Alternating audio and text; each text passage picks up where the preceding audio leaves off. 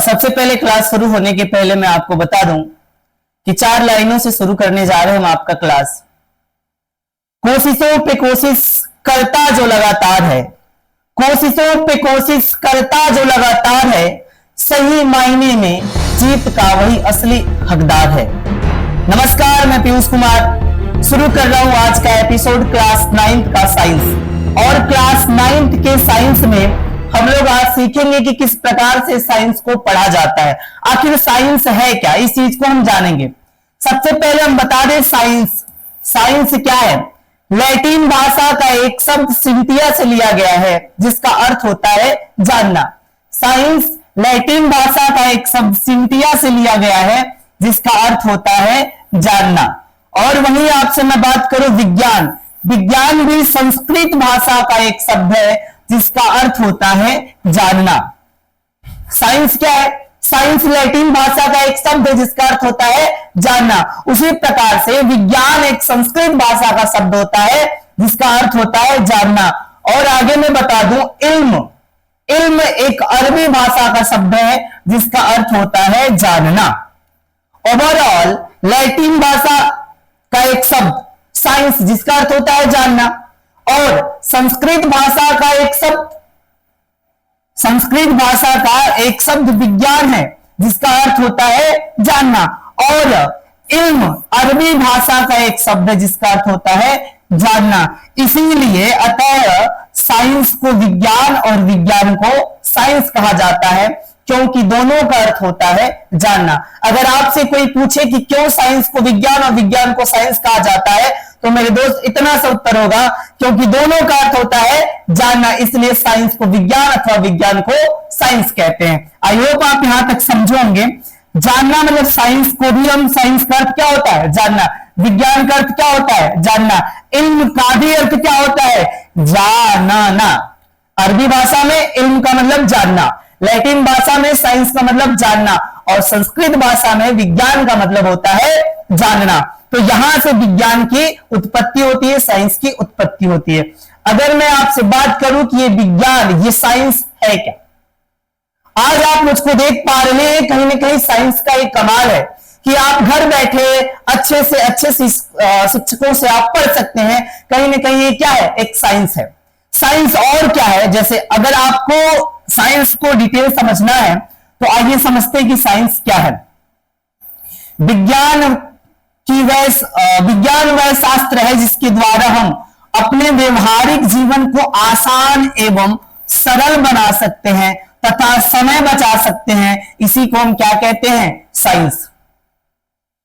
क्या समझ में आया आपको कि विज्ञान की मदद से, विज्ञान वह शास्त्र है जिसके मदद से हम अपने जीवन को आसान सरल बना सकते हैं। आसान और सरल कैसे बना सकते हैं, जैसे सपोज करिए कि पहले हम क्या करते थे, हाथ पंखा चलाते थे।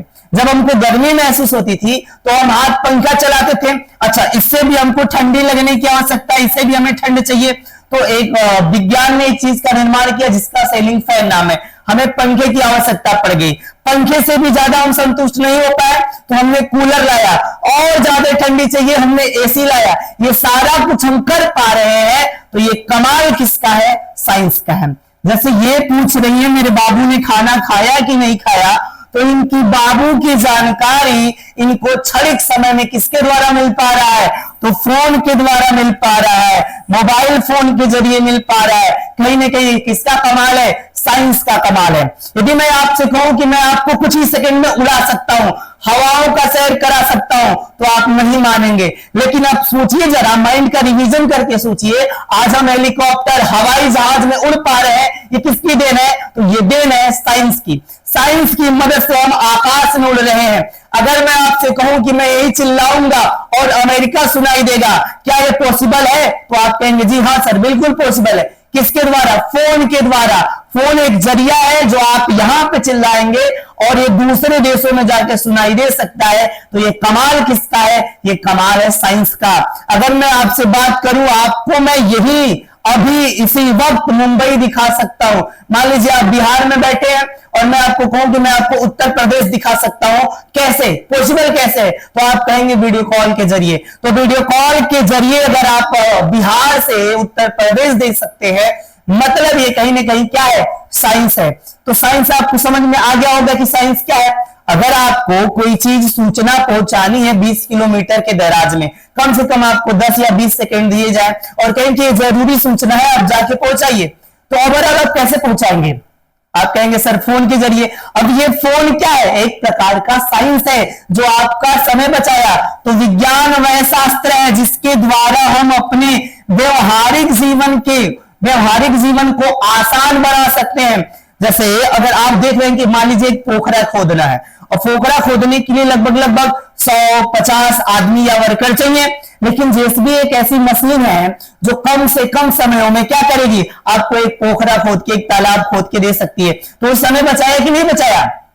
तो साइंस क्या है? साइंस हमारे व्यवहारिक जीवन को आसान कर देगा एवं सरल बना देगा। इसी को हम क्या कहते हैं? साइंस कहते हैं। अथवा और एक और परिभाषा समझने की प्रयास में करें तो किसी वस्तु के सुव्यवस्थित किसी वस्तु के सुव्यवस्थित जैसे ये डिजिटल बोर्ड कैसे कार्य करता है, ऑपरेट कैसे होता है, बंद कैसे होता है, चालू कैसे होता है, ये सारा ज्ञान क्या है, इसका सुव्यवस्थित है। इसे कैसे लिखा जाता है, किस चीज का बना है, इसे फिर से बनाया जा सकता है कि नहीं, इसमें कोई एरर आ जाए तो उसे सुधारा जा सकता है कि नहीं, इसे कहते हैं सुव्यवस्थित, सुसज्जित, सुसंगठित ज्ञान को विज्ञान कहते हैं। किसी वस्तु के बारे में आप डिटेल से क्या कीजिए, स्टडी कीजिए, और स्टडी करने के बाद उसके हर आने वाले प्रॉब्लम को सॉल्व करिए, उसके बारे में अच्छा से आप जान गए, इसी का नाम क्या दे देंगे आप? साइंस। जैसे अगर मैं आपसे एक एग्जांपल के तौर पे बात करूं तो जैसे मैं आपसे बोलूं कि एक होता है मेडिसिन और एक होता है वैक्सीन। अगर मैं आपसे बोलूं कि ये मेडिसिन क्या होता है, ये वैक्सीन क्या होता है, दोनों में क्या डिफरेंस है, तो आप कहेंगे सर मेडिसिन। जैसे अगर आपको मैं कहूं कि किसी को कोरोना हो गया, और पहली बात तो किसी को कोरोना हो गया और हम चाह रहे हैं किसी को कोरोना न हो, देखिए एक केस में क्या है कि किसी को हो गया है और दूसरे में हम क्या चाह रहे हैं कि न हो। तो हम क्या करेंगे, जब किसी व्यक्ति को कोई बीमारी हो जाती है तो दरअसल किसका उपयोग करता है? मेडिसिन का यूज करता है। किसका यूज करता है? मेडिसिन का। और अगर उसको बीमारी ना हो तो उसे क्या दिया जाता है? वैक्सीन दिया जाता है। तो ये दोनों में बहुत छोटा सा कॉमन डिफरेंस है। ये किसके जरिए से हम जान पाएंगे? साइंस के जरिए से जान पाएंगे। जैसे हम सभी लोगों ने क्वारंटाइन का सुई लगाया, दरअसल हम लोगों को कोरोना नहीं हुआ था और आगे जीवन में न हो इसके लिए हम वैक्सीन यूज करते हैं। और जिस व्यक्ति को कोरोना हो गया था उसका इलाज होगा और उसके लिए क्या लगाया जाएगा? मेडिसिन लगाया जाएगा। तो हम चर्चा किस पे कर रहे थे? हम चर्चा इस बात पे कर रहे थे कि सुसज्जित ज्ञान क्या है। तो सुसज्जित ज्ञान क्या है? जैसे हम अभी जाने कि क्वारंटाइन क्या है, कोविड-19 क्या है, तो सबसे पहले हम क्या करेंगे? कोविड के बारे में जानेंगे। कोविड है क्या, इसके बारे में अच्छी तरीके से हम स्टडी करेंगे और स्टडी करने के बाद हम इसका उपचार, इलाज, हल, सल्यूशन निकालेंगे। इस चीज को हम कहते हैं साइंस यानी कि विज्ञान। ओवरऑल आपने साइंस क्या समझ गया होगा? साइंस क्या होता है? सबसे पहले हमने क्या पढ़ा? सबसे पहले हमने जाना कि आखिर ये साइंस क्या है। अब साइंस जानने के बाद हम क्लास 9th के बेसिस पे अगर हम तैयारी कर रहे हैं तो सबसे पहले हम लोग पढ़ेंगे विज्ञान को पढ़ने या अध्ययन करने के आधार पर 3 भागों में बांटा जा सकता है। विज्ञान को अध्ययन करने के आधार पे 3 भागों में बांटा जा सकता है। दरअसल जब हम 1 से 8 तक पढ़ते तो हम एक कंबाइंड सब्जेक्ट पढ़ते हैं, साइंस। इसके बाद जैसे हम 9, 10, 11, 12 जाते हैं तो ये जो साइंस की शाखाएं हैं ये आपस में डिवाइड हो जाती है, बट जाती हैं। और बट कैसे जाती हैं? जैसे विज्ञान को हम अध्ययन के आधार पे 3 भागों में बांट सकते हैं। पहला होता है भौतिक विज्ञान। क्या होता है? भौतिक विज्ञान। और ये आपको कितने अंक देता है? 25 अंक देता है। पहला क्या होता है? भौतिक विज्ञान, जो आपको देता है 25 अंक। दूसरा होता है रसायन विज्ञान, जो आपको देता है 20 अंक। पहला होता है भौतिक विज्ञान, दूसरा होता है रसायन विज्ञान, और तीसरा होता है जीव विज्ञान, जो आपको देता है 25 अंक। तो टोटल अगर मैं अंकों की बात करूं तो 25, 25 और ये 20, टोटल कितने हो गए? 70 अंक। कितने अंक हो गए? 70 अंक। और 30 अंक किस पे प्राप्त होते हैं? प्रैक्टिकल पे। और इस तरीके से कितने अंक मिल जाते हैं आपको? 100 अंक। कितने अंक? 100 अंक। 70 अंक आपको परीक्षा में लिख कर लाना होता है और 30 अंक विद्यालय से प्राप्त होते हैं। और इस तरीके से टोटल कितने हो गए? 100 अंक। तो हमने क्या बताया? विज्ञान को अध्ययन के आधार पर 3 भागों में बांटा जा सकता है। किसके आधार पे? अध्ययन के आधार पे। और हर बार बांटने का तात्पर्य क्या है कि हम किसी चीज को आसान करने के लिए उस चीज को हम डिवाइड कर देते हैं। जैसे अगर मैं आपको 3 भागों में बांटने की क्रिया बताऊं तो ये क्यों बांटा गया 3 भागों में? पहले तो ये देखिए, कई ऐसी चीजें हैं जो भौतिक हैं। क्या है? भौतिक है। भौतिक का मतलब होता है कि एक बार जो बन गया उसे बिगाड़ के दोबारा नहीं बनाया जा सकता। जैसे सिंपली मैं अगर आपसे बताऊं, जैसे चावल, कच्चा चावल होता है जिसे हम धान कहते हैं, उसे आप पका लीजिए और पकाने के बाद ऐसा नहीं होगा कि उसको सुखाइए और सुखा के फिर क्या करिए? चावल बना लीजिए, फिर भात बना लीजिए। ऐसा पॉसिबल नहीं है। और बड़ा वो हमारी आगे की चर्चा होगी कि किस प्रकार से उसे हम समझेंगे। लेकिन यहां पे आपको इतना समझना है कि विज्ञान को हम 3 भागों में बांटेंगे: भौतिक विज्ञान, रसायन विज्ञान और जीव विज्ञान। ये 3 भागों में भौतिक विज्ञान को बांट दिया गया, यानी कि साइंस को बांट दिया गया है। लेकिन आगे आप देखेंगे कि जीव विज्ञान को भी 2 भागों में बांटा गया है। पहला बांटा गया है जिसका नाम है जंतु विज्ञान, और दूसरा बांटा गया है जिसका नाम है वनस्पति विज्ञान। आखिर ये जीव विज्ञान को भी 2 भागों में क्यों बांटा गया है? तो मैं दरअसल आपको बता दूं कि मैं आपको पढ़ाऊंगा फिजिक्स, इसलिए ये मेरा क्राइटेरिया है और इसके बारे में हम अच्छे से डिस्कस करेंगे। परंतु सबसे पहले हम डिस्कस कर लें कि हमें क्यों बांटने की आवश्यकता पड़ी जीव विज्ञान को। तो सबसे पहले आपको बता दें कि एक वैज्ञानिक हुए जिनका नाम है जगदीश चंद्र बसु। एक वैज्ञानिक हुए जगदीश चंद्र बसु। उन्होंने क्या किया कि एक तुलना किया। तुलना किसकी किया? एक जंतु और एक पौधे की। इन्होंने एक स्टेटमेंट जारी किया। एक स्टेटमेंट में क्या जारी किया कि इन्होंने जंतु और पौधों में तुलना किया। पहले इन्होंने कहा, देखो जंतु क्या करता है? श्वास लेता है। जंतु क्या करता है? श्वास, जिसे हम क्या कहते हैं? श्वसन कहते हैं। जंतु जो सांस लेता है, जो सांस अंदर ग्रहण करता है, उसका नाम होता है श्वसन। पौधे भी कहीं ना कहीं क्या करते हैं? श्वास लेते हैं। वो भी क्या करते हैं? श्वसन ही करते हैं। वो भी क्या करते हैं? श्वसन ही करते हैं। माफ करिएगा, पौधे भी क्या करते हैं? श्वसन। पौधे भी क्या करते हैं? श्वसन। वो अलग बात है कि हम कहीं ना कहीं ऑक्सीजन लेते हैं और पेड़ कहीं ना कहीं क्या लेते हैं? Carbon dioxide. लेकिन यहां पे ये बात नहीं है कि वो क्या लेते हैं, मगर लेते हैं। हम भी क्या लेते हैं? श्वास लेते हैं। और पेड़ पौधे भी कहीं ना कहीं क्या लेते हैं? सांस लेते हैं। ये दोनों क्रियाएं दोनों में उपस्थित है। इस चीज का पता किसने लगाया? जगदीश चंद्र बसु ने। पहला स्टेटमेंट। दूसरा स्टेटमेंट इन्होंने क्या कहा? दूसरे में कहा कि हम उत्सर्जन करते हैं। हम क्या करते हैं? उत्सर्जन। और पेड़ भी क्या करते हैं? उत्सर्जन। हम भी उत्सर्जन करते हैं और पेड़ भी क्या करते हैं? पेड़ भी उत्सर्जन करते हैं। उत्सर्जन से क्या तात्पर्य है? उत्सर्जन से यह तात्पर्य है कि जैसे हम सांस को लेते हैं और फिर सांस को छोड़ते हैं, तो जब हम छोड़ते हैं तो हम छोड़ते हैं CO2 कार्बन डाइऑक्साइड, और ये वृक्ष क्या छोड़ते हैं, O2। फिर वही बात मेरे दोस्त, हम क्या छोड़ते हैं, हम ये डिस्कस नहीं कर रहे हैं, बल्कि हम ये कह रहे हैं कि हम दोनों कुछ ना कुछ उत्सर्जित करते हैं, छोड़ते हैं। तो ये दोनों क्रियाएं पौधे और जंतु में बराबर है। और इनके अगले स्टेटमेंट में क्या बताया गया, इनके अगले स्टेटमेंट में बताया गया कि वृद्धि, क्या बताया गया, वृद्धि, जंतु भी क्या करता है, वृद्धि करता है। और कहीं ना कहीं पौधे भी क्या करते हैं, पौधे भी वृद्धि करते हैं।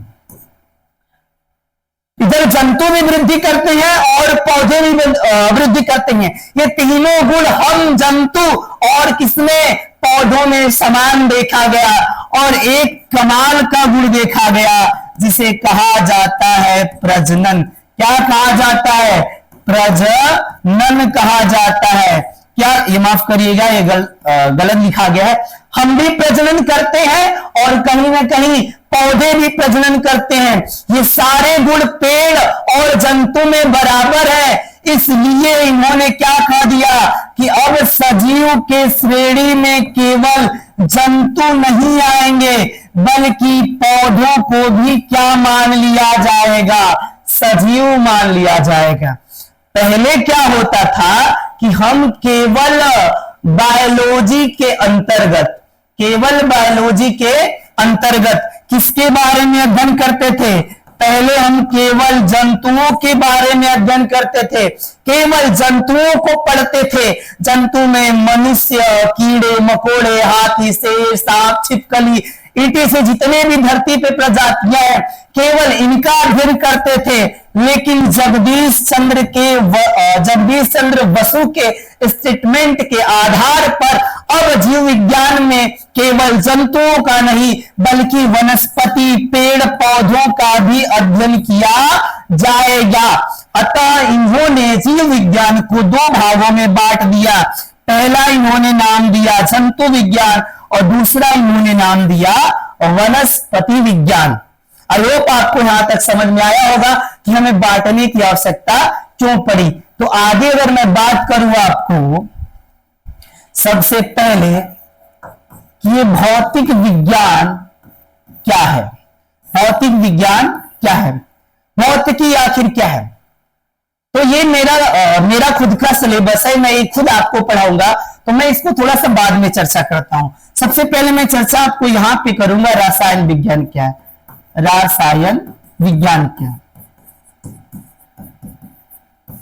रसायन विज्ञान क्या है। बेसिकली रसायन विज्ञान, भौतिक रसायन विज्ञान क्या है, रसायन विज्ञान विज्ञान की वह शाखा है, रसायन विज्ञान विज्ञान की वह शाखा है जिसके अंतर्गत हम रासायनिक अभिक्रियाओं का अध्ययन करते हैं, दवाओं का अध्ययन करते हैं, गैसों का अध्ययन करते हैं, द्रव्यों का अध्ययन करते हैं। ये जिसके अंतर अध्ययन किया जाता है उसे कहा जाता है रसायन विज्ञान। तो रसायन विज्ञान, अगर आपसे कोई पूछेगा कि रसायन विज्ञान किसे कहते हैं, तो बताइएगा साइंस यानी विज्ञान की वह शाखा जिसके अंतर्गत हम रासायनिक अभिक्रियाओं का, दवाओं का, गैसों का अध्ययन करते हैं, उसे हम कहते हैं रासायनिक विज्ञान, रसायन विज्ञान कहते हैं। आगे अगर हम बात करें जीव विज्ञान किसे कहते हैं, जीव विज्ञान किसे कहते हैं, आप लोग नोट बनाते चलिए, क्योंकि अपने द्वारा बनाई गई नोट दुनिया का सबसे सुखद और सरल नोट होता है, सबसे अच्छा नोट होता है। तो जीव विज्ञान किसे कहते हैं, जीव विज्ञान विज्ञान की वह शाखा है जिसके अंतर्गत हम जीव जंतु पेड़ पौधों का अध्ययन करते हैं, उसे हम कहते हैं जीव विज्ञान।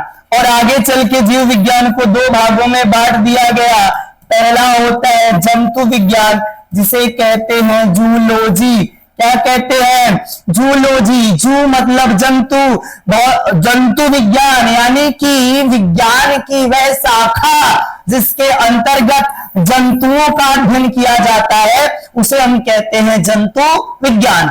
आगे हम बात करते हैं वनस्पति विज्ञान। क्या कहते हैं, वनस्पति विज्ञान, इसे कहा जाता है बॉटनी। क्या कहा जाता है, बॉटनी। तो बॉटनी यानी कि वनस्पति विज्ञान किसे कहते हैं, तो विज्ञान की वह शाखा जिसके अंतर्गत पेड़ पौधों का अध्ययन किया जाता है, उसे हम कहते हैं वनस्पति विज्ञान। ओवरऑल यहां तक आपको समझ में आया होगा कि जीव विज्ञान किसे कहते हैं, रसायन विज्ञान किसे कहते हैं, वनस्पति विज्ञान किसे कहते हैं। अब आगे हम इनके जरा जनक के बारे में बात करेंगे कि जनक क्या होता है। जनक मतलब फादर। अब ये फादर कौन सा शब्द है, हम अपने पिताजी को पिताजी क्यों कहते हैं, ये थोड़ा सा मूर्खों वाला सवाल है, लेकिन मेरे दोस्त मूर्खों वाला सवाल नहीं है, सवाल एक कमाल का है। सवाल कमाल का क्या है कि हम फादर यानी कि पिता किसे कहते हैं, पिता किसे कहते हैं। तो दरअसल मैं बात करूं एक बच्चे को जिसने पाला, जिसने अपने बड़े से बड़े योगदान को न्यौछावर कर दिया, अपने बेटे को कहीं ना कहीं बड़ा किया, पाला पोसा, उसको अच्छी सी अच्छी शिक्षा प्रोवाइड कराया, उसके जीवन में एक छत्र बनकर रहा, वो हमारा क्या कहलाता है, पिता कहलाता है। तो ये जनक किसी भी विषय के बारे में, किसी भी विषय के बारे में जिसमें कॉन्सेप्ट दिए हो, क्या दिए हो, कॉन्सेप्ट दिए हो, कहीं ना कहीं सेंटॉक्स दिए हो, कहीं ना कहीं उसके बारे में थ्योरी दिए हो, क्या दिए हो, थ्योरी, कॉन्सेप्ट, सेंटॉक्स, थ्योरी, और क्या दिया हो, इक्वेशन दिया हो, यानी कि समीकरण दिया हो। इस तरीके से अगर कोई विषय का करता है तो उसे हम क्या कहते हैं, जनक। जनक किसे कहते हैं, तो एक ऐसा व्यक्ति जो किसी सब्जेक्ट का कॉन्सेप्ट दिया हो, सेंटेक्स दिया हो, थ्योरी दिया हो, इक्वेशन दिया हो, जिसके इशारों पे वो सब्जेक्ट चल रहा हो, उस व्यक्ति को उस विषय का जनक कहते हैं।